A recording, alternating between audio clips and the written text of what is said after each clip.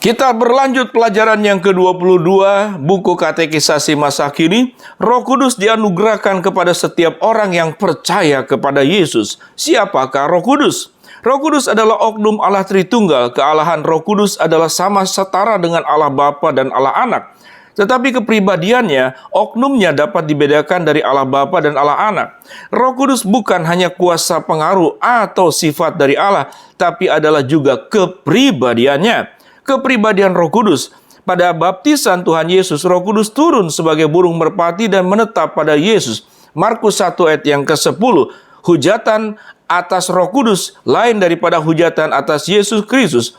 Matius 12 ayat 31 dan 32. Lihat catatan berikut. Roh Kudus disebut penolong, yaitu kepribadian yang sama seperti Yesus. Yohanes 14 ayat yang ke-16. Pekerjaan Roh Kudus dijelaskan sebagai pekerjaan pribadi. Ia berkata-kata, Kisah Rasul 13 ayat 2, 1 Timotius 4 ayat 1, Wahyu 2 ayat yang ke-7. Ia bersaksi, Kisah Rasul 5, 2, 3, 2, Roma 8 ayat 16. Ia mengambil keputusan, Kisah Rasul 15 ayat 28. Ia dapat didukakan, Efesus 4 ayat yang ke-30.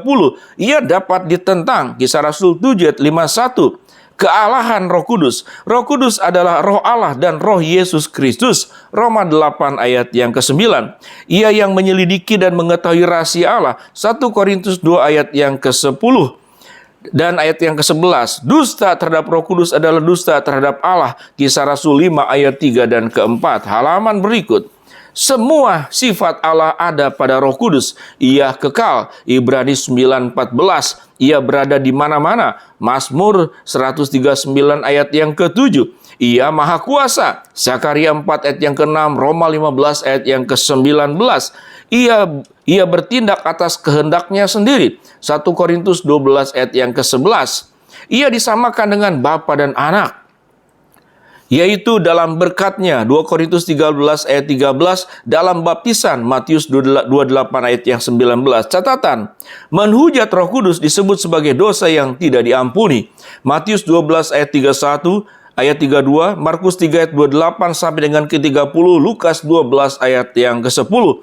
Dalam Markus 3 ayat 30 dijelaskan mengapa Yesus mengatakan hal itu. Orang Farisi mengatakan bahwa kuasa yang dinyatakan dalam pelayanan Yesus bukan kuasa Roh Kudus, tapi kuasa iblis.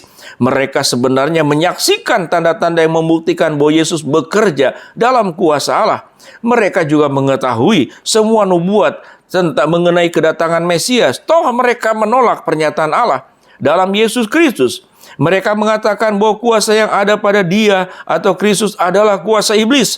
Maka hati mereka sudah dikeraskan terhadap kesaksian Roh Kudus. Dan dengan demikian mereka menolak Injil Kristus. Tidak ada pengampunan bagi orang yang menolak kesaksian Roh Kudus dalam diri dan pelayanan Tuhan Yesus. Semua dosa lain dapat diampuni. 1 Timotius 1 ayat 13. Roh Kudus dalam perjanjian lama. Ketika Allah mulai menciptakan langit dan bumi, Roh Kudus melayang-layang di atas permukaan air. Kejadian 1 ayat yang kedua. Roh Allah diberikan kepada orang-orang tertentu untuk melaksanakan tugas khusus. Misalnya kepada Bezaleel untuk mengerjakan kemah pertemuan, Keluaran 31 ayat yang kedua. Kepada tua-tua Israel untuk memimpin bangsa, Bilangan 11 ayat yang ke-25. Kepada Simson untuk menggerakkan hatinya melawan orang Filistin, Hakim-Hakim 13 ayat yang ke-25. Kepada Saul untuk menandakan bahwa ia dipilih sebagai raja, 1 Samuel 10 ayat yang ke-10. Dan khususnya kepada nabi-nabi yang memperlengkapi mereka dalam pelayanan dan untuk mengilhamkan firman yang dipercayakan kepada mereka. Yehezkiel 3 ayat yang ke-14. Roh Kudus tidak dianugerahkan kepada semua umat Allah sehingga orang-orang yang menerimanya dianggap sama seperti nabi. Kerinduan Musa supaya semua umat Allah dipenuhi dengan Roh Kudus dilukiskan sebagai semua umat itu menjadi nabi. Bilangan 11 ayat yang ke-29. Demikian juga Yoel dengan bernubuat mengenai kedatangan Roh Kudus pada hari Pentakosta menggambarkan bahwa semua orang akan menjadi seperti nabi. Yoel 2 ayat 28 dan ayat 29. Dalam perjanjian lama Roh Kudus meninggalkan orang yang bersangkutan karena berbuat dosa. Misalkan Simson, Hakim-Hakim 16 ayat 20, Saul 1 Samuel 16 ayat 14, Karena itu Raja Daud berdoa, "Janganlah mengambil rohmu yang kudus daripadaku." Mazmur 51 ayat 13. Pada periode perjanjian lama, Roh Kudus tidak mendatangkan kehadiran Allah dalam seluruh umat Allah seperti terjadi sesudah hari Pentakosta. Bandingkan Yohanes 14 ayat yang ke-23. Janji-janji Yesus mengenai kedatangan Roh Kudus.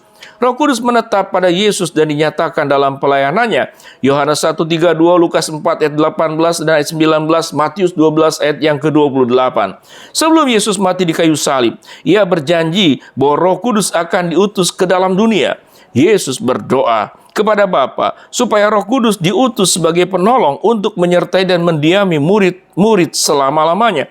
Yohanes 14 ayat 16, Roh Kudus, Roh itu adalah Roh kebenaran yang akan mengajarkan segala sesuatu kepada mereka. Yohanes 14 ayat 17 dan ayat ke-26.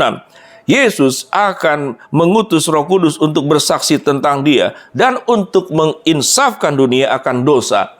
Yohanes 15 ayat 26, 16 ayat ke-7 dan ayat yang ke-11. Sebelum Ia naik ke surga, Yesus menyuruh murid-muridnya untuk tinggal di Yerusalem sampai mereka menerima kuasa dari atas, yaitu Roh Kudus. Kisah Rasul 1 ayat 4, 5 dan ayat yang ke-8.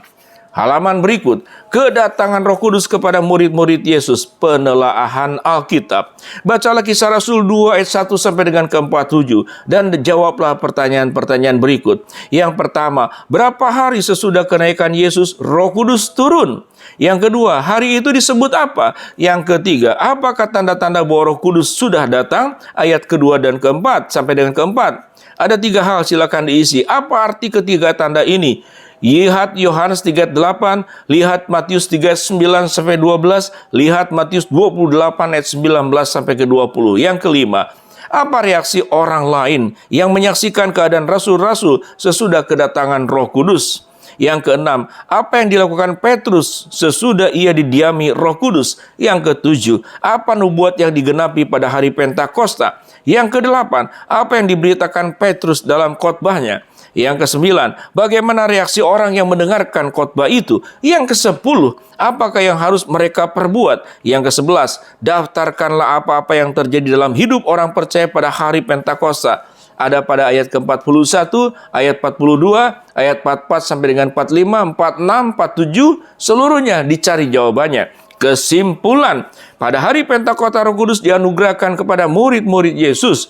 Roh Kudus datang menurut kehendaknya sendiri untuk memberitakan kuasa kepada mereka sehingga mereka berani memberitakan Injil. Injil diberitakan kepada orang-orang yang datang ke Yerusalem untuk merayakan hari raya Yahudi. Mereka adalah orang-orang yang tadinya menuntut penyaliban Tuhan Yesus. Sekarang dengan pekerjaan Roh Kudus, mereka sangat menyesal dan terharu sehingga mereka mau bertobat dari dosa dan percaya kepada Yesus sebagai Tuhan dan Juru Selamat. Dengan demikian, Roh Kudus mendiami mereka juga. Ia mengubah hidup mereka sehingga mereka bertekun dalam pengajaran rasul-rasul, dalam persekutuan, memecahkan roti, dan berdoa. Mereka menyatakan kasih persaudaraan dengan membagi-bagikan milik mereka kepada saudara seiman. Mereka berbakti kepada Allah dengan sukacita. Dan Allah terus-menerus meningkatkan jumlah mereka. Demikian pelajaran yang ke-22. Belajar terus sampai selesai pelajaran-pelajaran berikut. Shalom.